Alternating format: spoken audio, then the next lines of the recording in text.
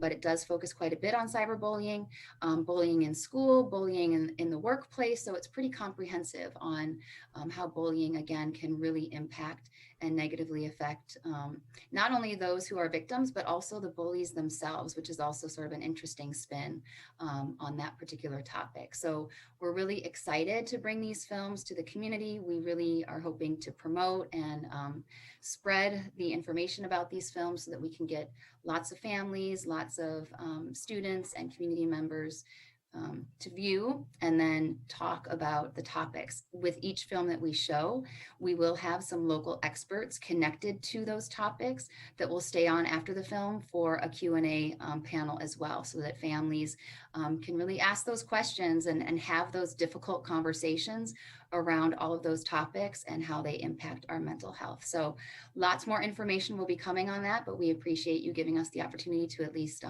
start to get the word out.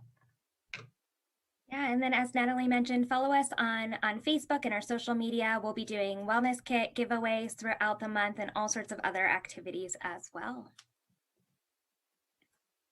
So we appreciate always, board, the opportunity to do this proclamation with you. So thank you. Okay, thank you very much to Natalie, Marissa, and Miriam for the time today and all the work that's being done to raise awareness about mental health, but then also provide services to our residents who are going through their mental health journey. So thank you. Any other comments or questions before we look for a motion to adopt the proclamation? Just want to mention, obviously, a very, very important topic. Unfortunately, suicide is usually one of the top 10 causes of death, especially at the younger ages, and just the reduced quality of life from various mental illnesses, many of which can be either mitigated or improved through modern science. Very important that people seek help when they need it. Also wanted to thank Marissa and Miriam for the very well done event back in March. Had a great time at that and really enjoyed the musical. I think if there's any way you could live stream that or play a video of that again for a public event, it would be greatly appreciated. Absolutely. So that video and show that you're talking about was She's Crazy, and that's something that we brought to the area a few times, and we're looking to bring it back as soon as things open up a little bit more. We will be having Sherry and the crew come back to State College so that we can continue raising awareness through that cabaret style performance. I think it was touched on a little bit in your presentations that over the last year, these have been very trying times, and certainly as the pandemic locked so many people down, and not only maybe prevented them or dissuaded them from getting to service, now is a good time to get the word out that we need to get healthy, and those people that maybe didn't have the opportunity before really need to seek help if they need it.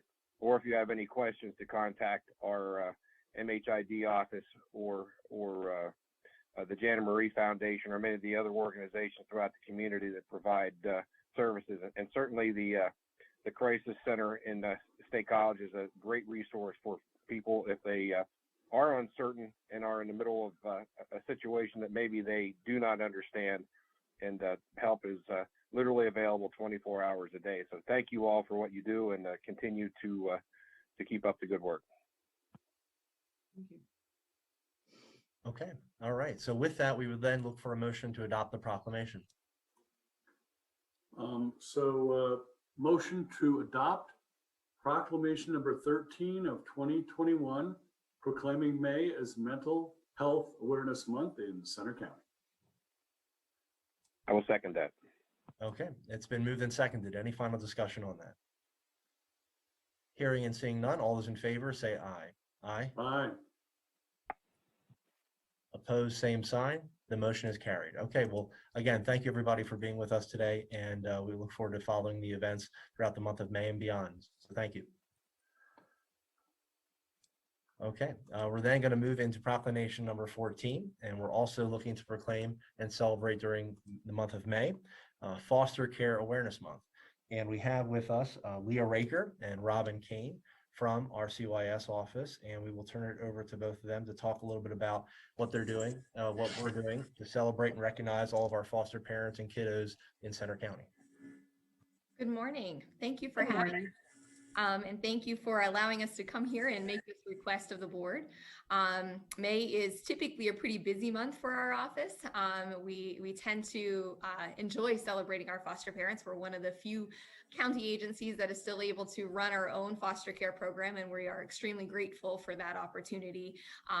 Foster care is a traumatic experience for children. Bottom line, the reasons that they come into care, the experience of having to leave their home, their community, it creates additional trauma to them, and being able to have homes available to them within their own community is huge.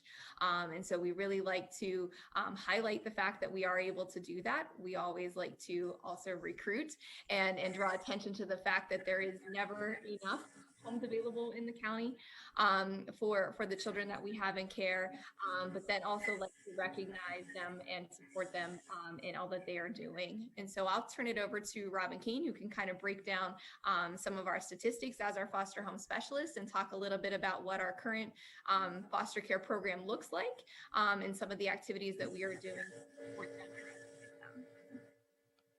Thanks, Leah. So we are formally celebrating foster care awareness now. I think this is our 17th year where we have been asking for proclamations and doing a formal awareness event. We've celebrated foster parents much longer than that here at Center County, but it's 17 years that we've been doing this proclamation and awareness event. So I thank you for the opportunity. Currently, there are 74 kids in the care and custody of our agency. On statistic wise, I used the number of 71 because that was what we had in April. However, that kind of shows how our numbers and statistics are constantly ebbing and flowing. It's not a consistent number of kids in care. And that also applies to our foster families.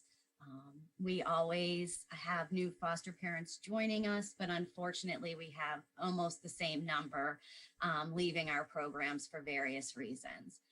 So with 71 children in the care and custody of our agency, most of those children, or more than half, are older than 7 years old. So we're looking at school age children all the way up to age 21 if they choose to stay in care. Most of our kids are out of county, either in group homes, residential treatment facilities, or purchased foster homes, just because we don't have enough homes here in Center County. Sorry. So our goal is to make the community aware of our need for foster homes in Center County so that we can keep our children local, like Leah said. We are looking for foster homes that will provide care for our kids anywhere ranging from one night all the way up to permanency through adoption or custodianship. When we are looking for a foster home for our children, we try to keep them in their communities and their school districts, because that minimizes the trauma that the child encounters that naturally happens through entering foster care. Statistically, we have 1 or 2 families in the Bald Eagle School District and Bellefonte School District.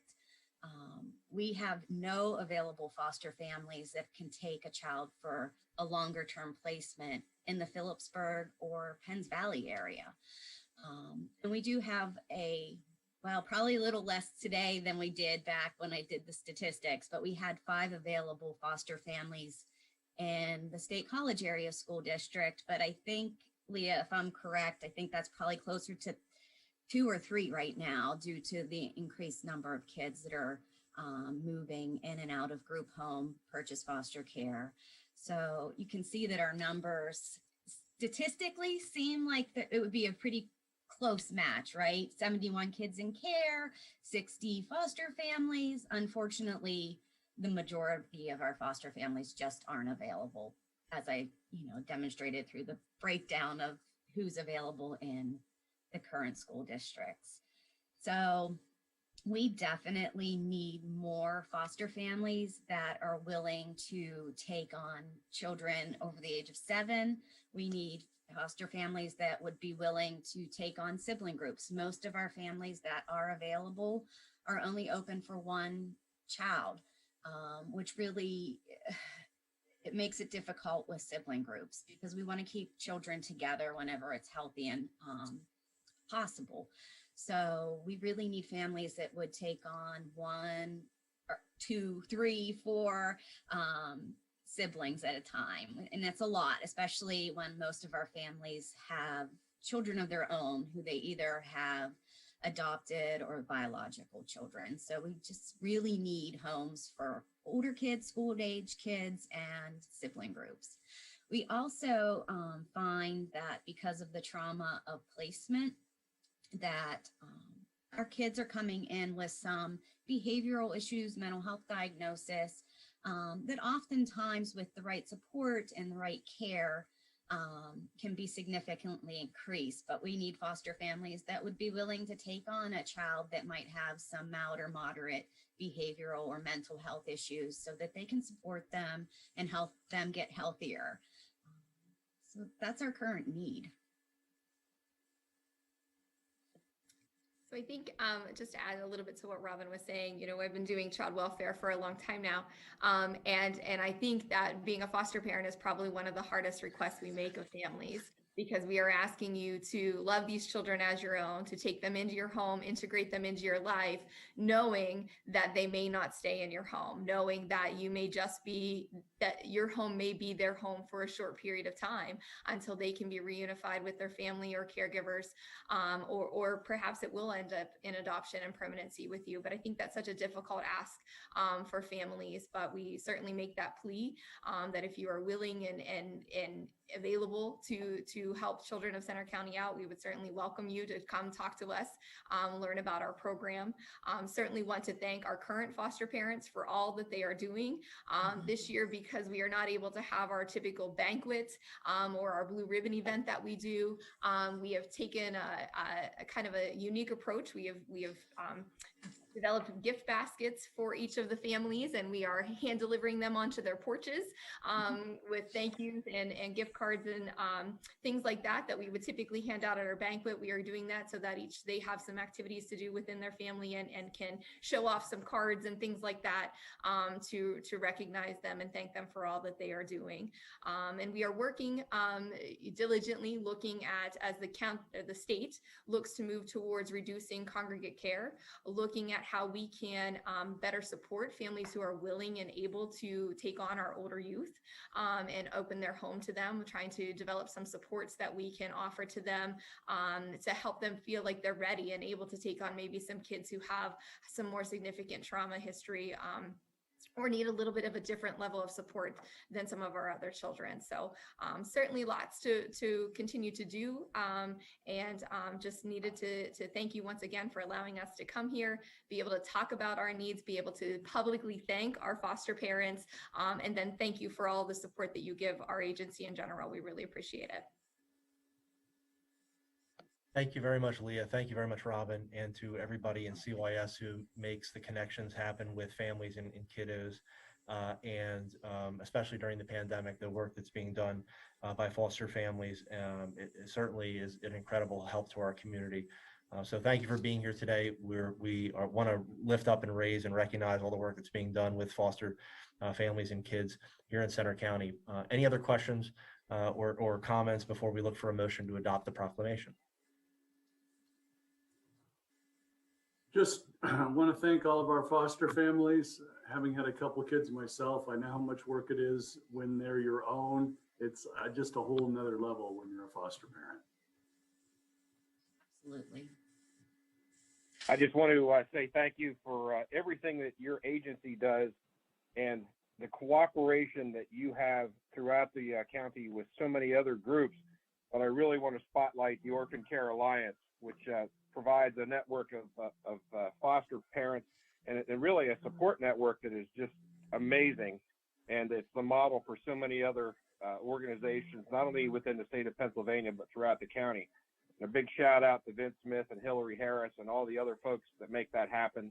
But also, again, thank you to your office for that cooperation and everything that you do for all the kids throughout our community that have found themselves by no fault of their own in a circumstance which is most unfortunate. So thank you, and it's my pleasure to support Foster Care Month again this year. Thank you all. Yes, and thank you for giving the shout out to the Orphan Care Alliance. We have so many wonderful partners that we work with and just really appreciate all that they do to help support these foster parents in so many unique ways that really we couldn't do it alone. So we really appreciate it. Thank you. Okay, so with that, we would be then looking for a motion to adopt the proclamation.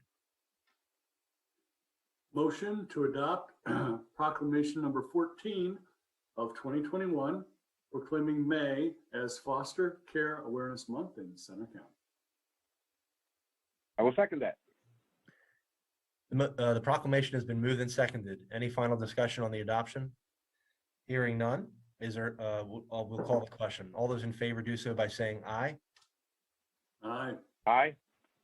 Any opposed? Same sign. The motion is carried. Okay, thank you again to Lee and Robin. Appreciate it very much. Take care. Thank you.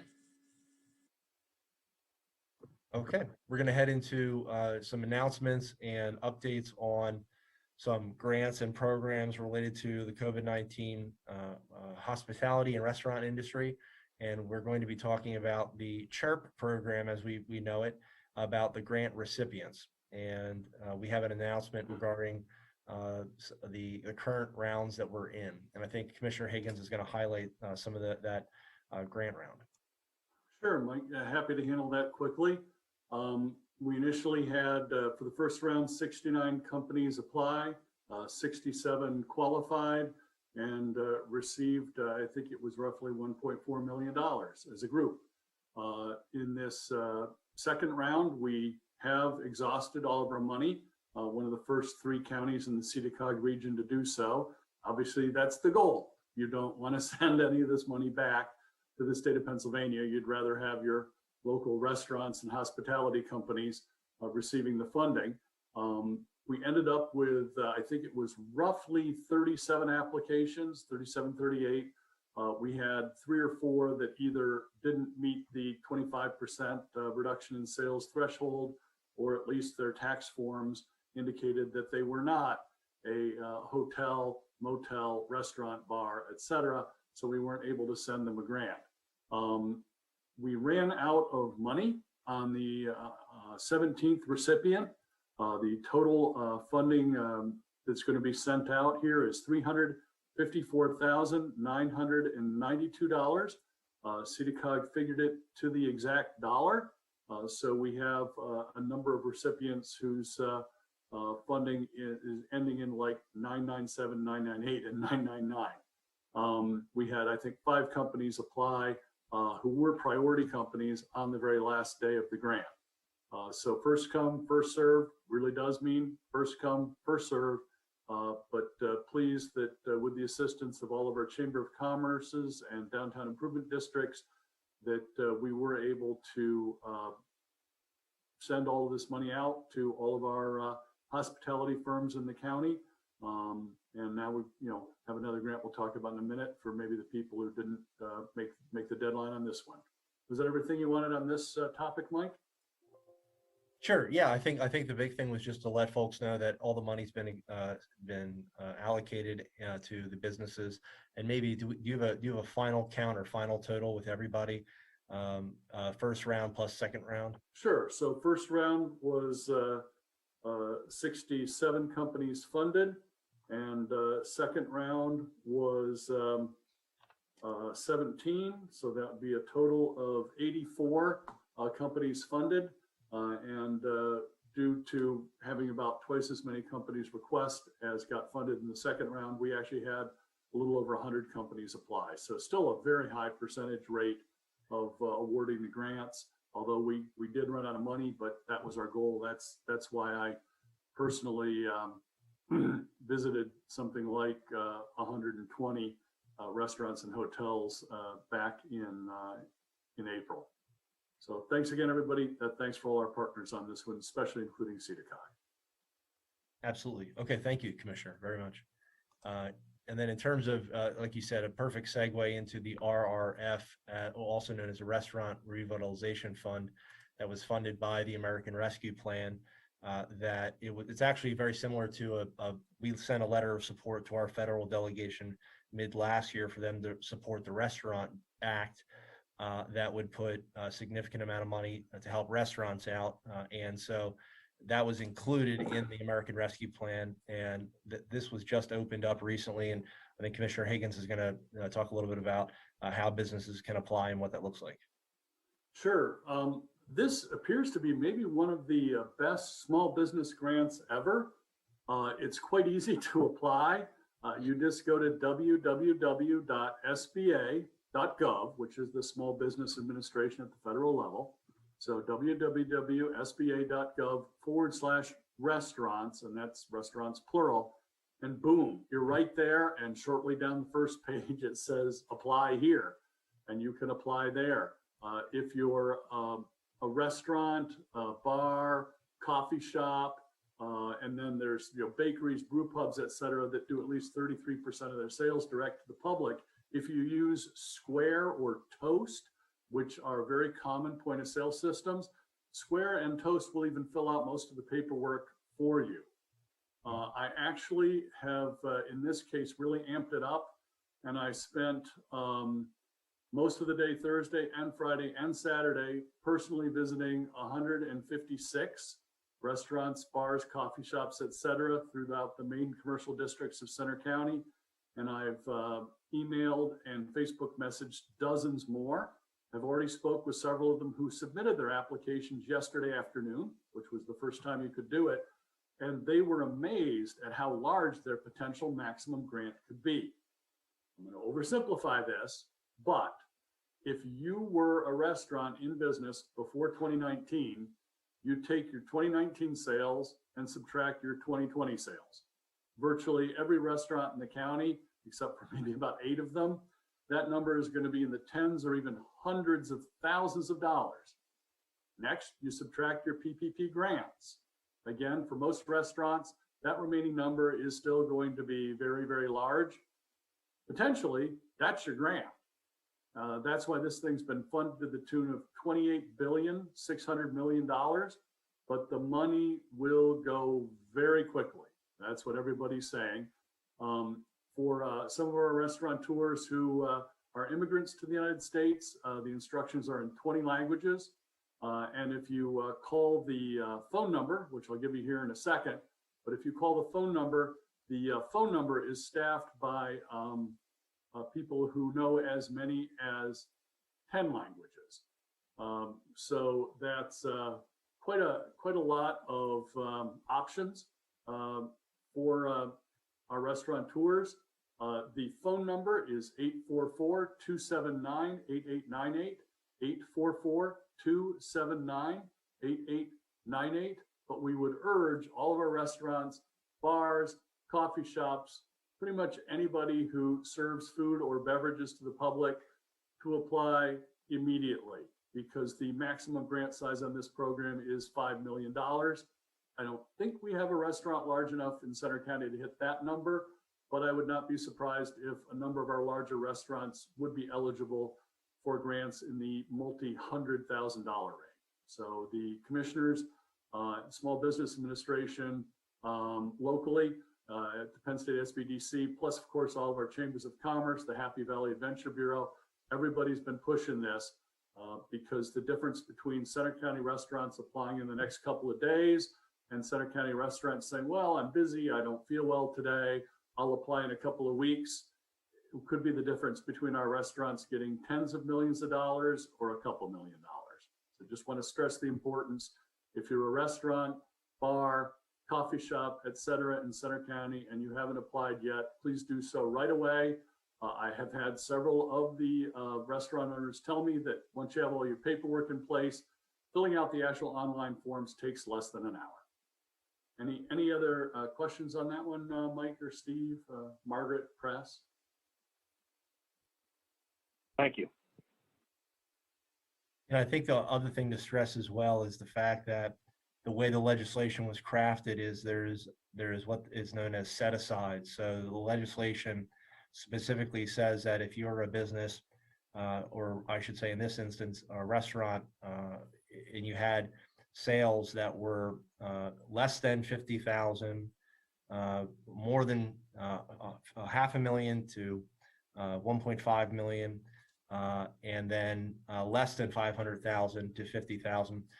In those few ranges, there's specific money set aside, so that ensures that we have small coffee shops, we have large coffee shops here, we've got large restaurants, we've got food trucks, that this legislation will have buckets of money for folks in all scales of restaurants. And again, there's also other categories and criteria that fit in there in terms of, Commissioner, you might have the list in front of you. I don't want to miss anybody, but there are. It's not just restaurants, but there are also other categories that fit into this definition. So yeah, good point, Mike. For those, it's bakeries, brew pubs, tasting rooms, breweries, microbreweries, wineries, distilleries, and even inns like bed and breakfasts, where your on-site food and beverage sales to the public comprised at least 33% of your gross receipts in 2019. And you did also raise the good point that unlike, say, that first round of PPP that went to very large corporations, about 9 billion of the 28 billion is reserved for restaurants as a group that have sales of less than $1.5 million a year. So yeah, so again, we just wanted to highlight this as we're talking about CHIRP, and wanted to again let our restaurants that were affected know about this. So okay, well, thank you, Commissioner. Appreciate the updates. We're going to move into our contract section, and we're going to turn it over to Margaret at this time for the first item on the agenda. Much. This item is a contract renewal with the Center for Alternatives and Community Justice, CACJ. This contract includes the pretrial release program, youth aid panel, and mediation custody court program. As you know, the pretrial release program is funded equally by the court and the correctional facility, and the contract total is $142,555 for the period of January 1st, 2021 through December 31st, 2021. Again, this is a renewal and the amount is the same. There's no cost increase between fiscal years. Okay, thank you, Margaret. And would there be a motion to add this to next week's consent agenda? Certainly. Motion to add the contract renewal with the Center for Alternatives and Community Justice to next week's consent agenda. Second. It's been moved and seconded. Any final discussion on this? Hearing none, all those in favor do so by saying aye. Aye. Aye. Aye. Opposed, same sign. The motion is carried. Okay, thank you, Margaret. Moving into our human services, we're going to turn it over to Dave at this time to talk through the transportation items. Morning, commissioners and everyone. Thank you for having me here today. I come before the board asking for the board to consider the in-kind purchase through Penn State University of 4 vehicles total at this time to replace vehicles within our business fleet that need to be removed, and then one additional vehicle for the transportation office for meal deliveries. The 4 vehicles are the one for transportation is a Dodge Caravan, and the 3 for the business fleet would be Jeep Patriots that they have available. We choose these vehicles because of the uniqueness of where the departments go and the terrain they have to deal with, winter weather, bad roads, and it gives them the ability to go out and do their jobs with less interruptions in those type of situations. And I can identify each vehicle if you want, Commissioner, or I can identify the group of and the total. Sure, I think just the group and the total would be fine if that's okay. So the four vehicles would total $39,160 in-kind funds charged back to the county. But there again, it would put these vehicles in our fleet to replace vehicles that have aged out that need to be removing from the service. It keeps our business fleet at the same number it's currently at, which right now we're at, I had that right in front of me. We're at 80 vehicles total. That includes the district attorney's office and our planning office as well. That those vehicles are unique to those departments. Most other departments we can interchange if necessary. So it's not really adding any to the fleet, keeping it where it's at, and upgrading some that need to be removed. Okay, thank you, Dave. Any questions on the acquisition through in-kind from Penn State University? No, I'm sounds like good. a Good idea. Okay, all right. Hearing no questions, will there be a motion? Motion to add the acquisition from Penn State to next week's consent agenda. Second. It's been moved and seconded. All those in favor do so by saying aye. Aye. Aye. Aye. The motion is carried. Okay, thank you very much, Dave. Appreciate it. Thank you all. Okay, at this time, we're going to welcome in our Emergency Management Agency Director, Jeff Warren, to discuss two items here, one under contracts and one under our resolution section. Good morning, Jeff. Morning. Thank you, Commissioner Pipe. Morning, everyone else. The first order we have here is I'd ask the commissioners to endorse an affirmation described as the county agreement with Eagle Hazardous Materials Team to affirm our county sponsorship for that team. And this is part of their recertification process that comes along every 4 years. Just 2 weeks ago, Commissioner Pipe, you asked me about the one for Eagle when we did Center Region, and I believe I received it that afternoon. So a little side note there, the teams have to certify and be tested independently. They cannot do that together with PEMA and the other involved agencies. So I'd ask the commissioners to endorse that, please. Okay, is there any questions on this item? Okay, hearing none, is there a motion? Motion to add PEMA Directive 2019-02 Attachment 3A County Agreement with Eagle Hazardous Materials Team to next week's consent agenda. Second. It's been moved and seconded. Any final discussion on this? Hearing none and seeing none, all those in favor say aye. Aye. Aye. Aye. The motion is carried. Okay, thank you, Jeff. And then we'll go into resolution number 8. Hey, I would ask the board that they adopt the update to the Center County Hazard Mitigation Plan. And this is done every 5 years. This was done a collaborative between our office, the planning office, and Michael Baker International Company. It's a multi-jurisdictional plan. The county and all municipalities are required to have this plan and maintain access to mitigation grants. It's updated every 5 years. This is the third update to our original plan when it came into existence by legislative act. The plan serves as a blueprint for reducing property damage and saving lives from the impacts of natural and man-made hazards. This update process started approximately a year and a half ago in 2020, and there's been 3 virtual meetings held up to this point with all the municipalities in the county, Penn State, and other stakeholders. There was very good participation. We'd like to commend and thank everybody for that. Just last Friday, I received the approval from FEMA on this. So the draft plan was reviewed by FEMA and PEMA. It's been approved by both. So some of the new hazards added this year were cyber terrorism and the opiate addiction that been in place for a while, but was not in place 5 years ago. The top 4 hazards for our county are flooding, winter storms, pandemic has moved up the ladder, as you might imagine, and drought.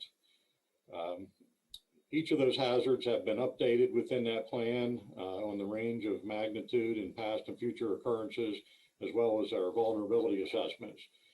So once this plan is adopted, it'll be posted on the county website as the other plan that's going out. We'd like to say a special thank you. Well, Jody in our office has worked almost nonstop for the last year working on this with Michael Baker and all the municipalities. And we'd like to thank the planning office, Ray and Liz, for all the work that they've done with this. So that being said, I'd ask you to adopt the 2021 Center County Hazard Mitigation Plan update, please.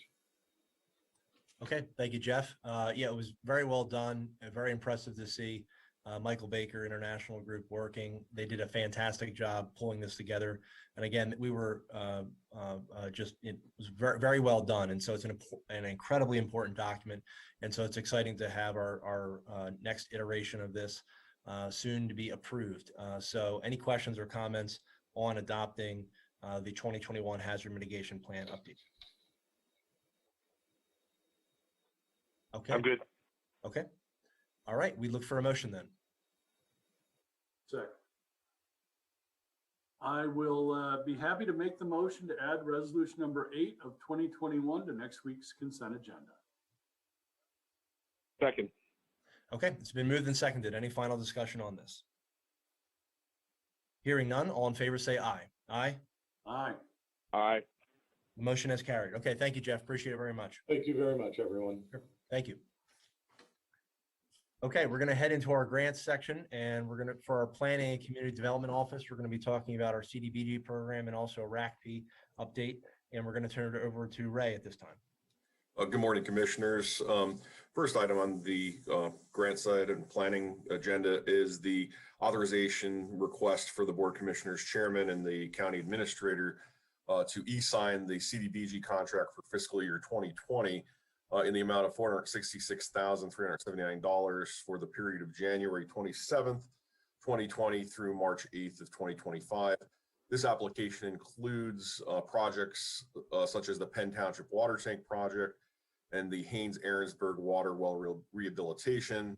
Also included on behalf of is Bellefonte Borough Streetscape Safety Improvement Project. This contract also includes administrative costs for CEDACOG to support the CDBG program for 2020 application. So yeah, that we were requesting the authorization for the e-signature. Okay, thank you, Ray. Any questions on this? Okay, hearing none, is there a motion to approve?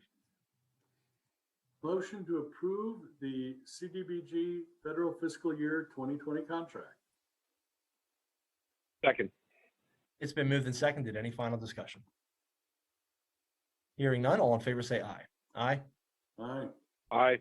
Motion is carried. Okay, and then we'll head into an update on RACP documents. Yeah, these are the execution of RDA forms that were submitted by Delta Development and consultant Michael Borza with regards to forms 300 and 301.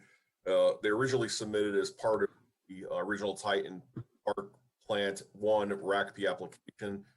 These forms indicate the sources and uses of funding for the project. The forms have been modified since the original submission based on final construction numbers for Plant 1 improvements. And this is a requirement the Board of Commissioners sign both documents as, I believe, final as construction is close to completion. Okay, thank you, Ray. Any questions on the updated RACP documents? Hearing none, is there a motion? Motion to add the revised RACP documents to next week's consent agenda. Second. It's been moved and seconded. Any final discussion? Hearing none, all those in favor do so by saying aye. Aye. Aye. The motion is carried. Ray, thank you very much. Thank you, commissioners. We'd look for a motion to approve our consent agenda. We have 4 items on there, and we'd look for a motion to approve them. Motion to approve this week's consent agenda. Second. It's been moved and seconded. Any final discussion? Hearing none, all in favor say aye. Aye. Aye. Aye. The motion is carried. Heading into our next items, we will turn it over to Margaret for an administrator's report on any updates. One update this morning related to the AMI COVID-19 testing site. It did conclude this past Saturday, located at the Patton Township Municipal Building. However, the Department of Health has extended the testing site here in Center County. All of the details remain the same days. Testing takes place Tuesday through Saturdays, 10 a.m. to 7 p.m. The big difference is the location. So the site has moved to the Center County Recycling and Refuse Authority Interpretive Center. That's located on Transfer Road, just beyond the Center Daily Times building. And the Department of Health did release a press statement on Saturday. And I just wanted to point out that they mentioned it was an outdoor walk-up site. That is not correct. It is indoor, just as the previous sites were. So there's plenty of parking, and it is an indoor test site. Again, Tuesday through Saturdays, 10 a.m. to 7 p.m., free COVID-19 testing. We're very appreciative to the Department of Health for keeping this resource here in Center County for another 5 weeks. That's it for me. Okay, thank you, Margaret. We're going to head on into our next items here, which will be our check run. We'll turn it over to Commissioner Higgins. Sure, Mike, thanks. So we have a substantially smaller than average check run today of $381,248.39. I just wanted to highlight our foster care families. We tend to be sending the foster care families checks pretty much every week. Obviously, it's spread throughout the month. Each family only gets one check a month, but very much appreciate everything the foster care families are doing for the children in Center County. And please keep doing it. And for those of you who might have a little extra space in your heart and in your homes, please contact our Children and Youth Department. They would be very happy to talk with you. And as Steve mentioned earlier, unlike some other counties out there, we actually do have a group, the Orphan Care Alliance, that will work directly with you. You'll be mentored by families that have been providing foster care for a number of years. So we have a lot of supports here in Center County. So I would like to make the motion to approve the check run dated April 30th. I will second that. It's been moved and seconded to approve the check run. Any final discussion on the check run? Hearing and seeing none, all those in favor say aye. Aye. Aye. The motion is carried. Okay, and we'll turn it over now to Commissioner Dersham for a voter registration report. Hi, everyone. With 2 weeks to go before the primary election, I would like to announce that there are 105,105 total registered voters in Center County. That's down 33 from the last report. The Democratic registrants number 44,156, the Green Party 138, Libertarian 689. The no affiliation folks are 13,921, and the Republican voters are 42,330. And when you add the 3,871, that will bring it to the 105,105 total. I would like to this morning feature the Independence Party. That's spelled at the end with ENCE, and there are 13 Independence Party members in Center County. The featured precinct of the week is State College South 2, which votes at the Assembly of God on University Drive in State College. And in the last election, there were 1,507 total registered voters. There were 1,093 ballots cast, which leads to a percentage total of 72.53%, which is pretty decent turnout. And I would also like to feature the folks that make it happen at precinct 20 South 2, and that is the judge of elections is Diane Beerley. The minority inspector is David Henniger. The majority inspector is Janice Miles, and their clerks are Sarah Hamlin, Tony Barniak, and Janice Lindsay. We want to thank those folks for helping us out, and I think we'll be back to the State College Assembly of God Church here in about 2 weeks. So thank you very much, and that's my report. Okay, thank you very much, Commissioner. we are going to then go into, see if there's any, executive sessions to report. No executive sessions to report. Okay, we have the balance of our public meeting scheduled for today and the rest of the weeks to come. Again, we have our election announcements there, and we would then look for any questions from the press today. Any questions before we conclude our meeting?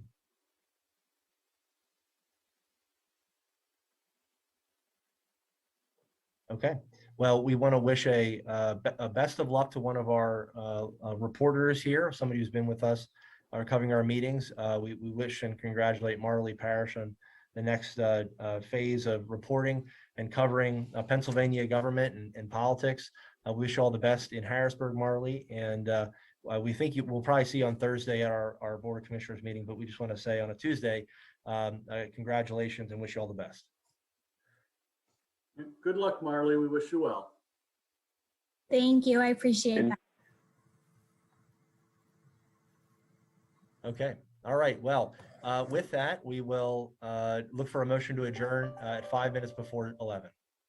Motion to adjourn at 10:55. Second. It's been moved and seconded. Any final discussion? We are adjourned. Thank you all.